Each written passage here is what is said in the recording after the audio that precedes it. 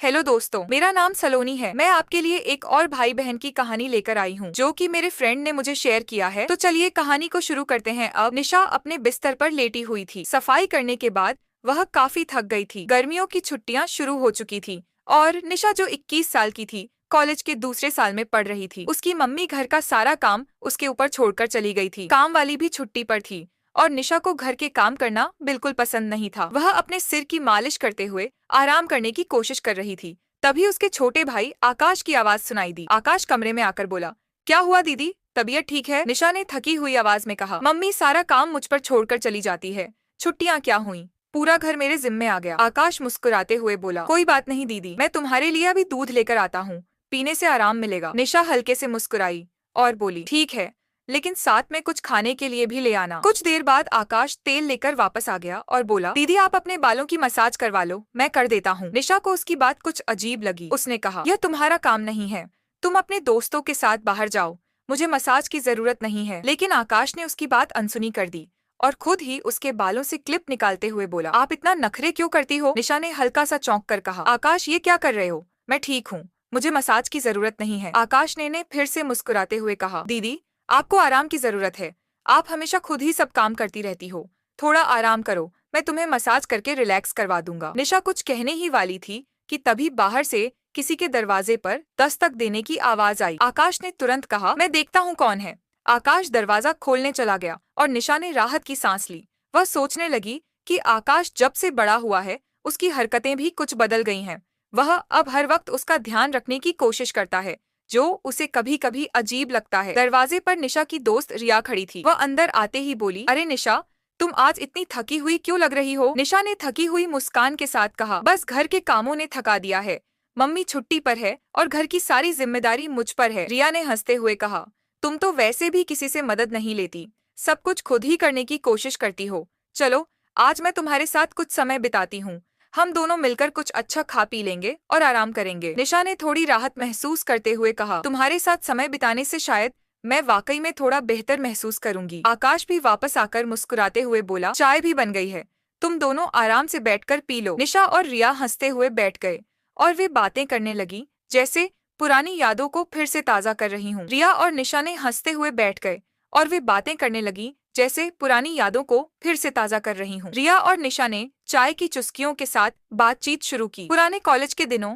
छुट्टियों की यादों और दोस्तों के किस्सों को याद करते हुए दोनों काफी हंसी मजाक करने लगी। इस बीच आकाश भी उनके पास बैठकर उनकी बातें सुन रहा था। बीच बीच में हंस रहा था, लेकिन ज्यादातर चुप ही था। रिया ने अचानक कहा, अरे निशा, तुमने कभी सोचा है कि हम सब इतने बड़े हो गए हैं, जिम्मेदारियां, काम, ये सब कितना बदल गया है। पहले सब कितना आसान लगता था। निशा ने सिर हिलाते हुए कहा, सच में दिया, पहले सब कितना मजेदार और आसान था, लेकिन अब घर की जिम्मेदारियां और पढ़ाई दोनों एक साथ संभालनी पड़ती है।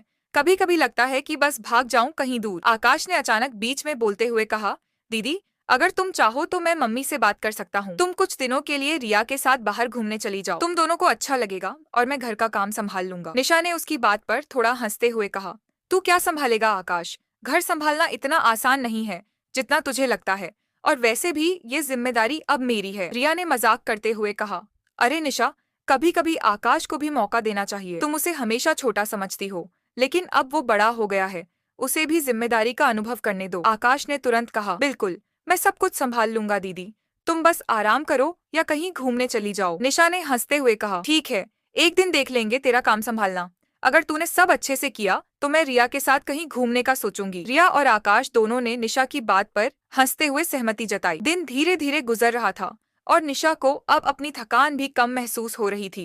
परिवार और दोस्तों के साथ बिताया हुआ यह समय उसे बहुत सुकून दे रहा था। दिन ढलने लगा और निशा, रिया और आकाश की हंसी टिठोली के बीच वक्त का पता ही नहीं चला। रिया ने अचानक घड़ी पर नजर डालते हुए कहा, अरे मुझे अब चलना चाहिए, काफी देर हो गई है, घर पर मम्मी इंतजार कर रही होंगी। निशा ने उसे रोकते हुए कहा, अरे अभी क्यों जा रही हो, रात का खाना खाकर चली जाना, हम सब साथ में कुछ अच्छा बनाएंगे। रिया ने थोड़ा संकोच करते हुए कहा, नहीं निशा, वैसे भी मैं तुम्हें पहले ही बहुत परेशान कर चुकी हूँ। आकाश ने तुरंत बात काटते हुए कहा, परेशानी कैसी रिया दीदी, आप यहीं रुके, मैं और दीदी मिलकर खाना बना लेंगे, फिर सब साथ में खाएंगे। निशा ने हंसते हुए आकाश की तरफ देखा और बोली, तू फिर से बातों में आ गया, चलो ठीक है, आज तू मेरे साथ खाना बनाने में मदद करेगा, देखते हैं कितना बड़ा हो गया है। आकाश ने गर्व से सीना चौड़ा करते हुए कहा, पक्का दीदी, मैं आज सब कुछ संभाल लूंगा। इसके बाद तीनों ने किचन की तरफ रुख किया। निशा और आकाश ने साथ मिलकर खाना बनाना शुरू किया और रिया मजे से उन्हें देखती रही। निशा ने आकाश को सब्जियां काटने का काम दिया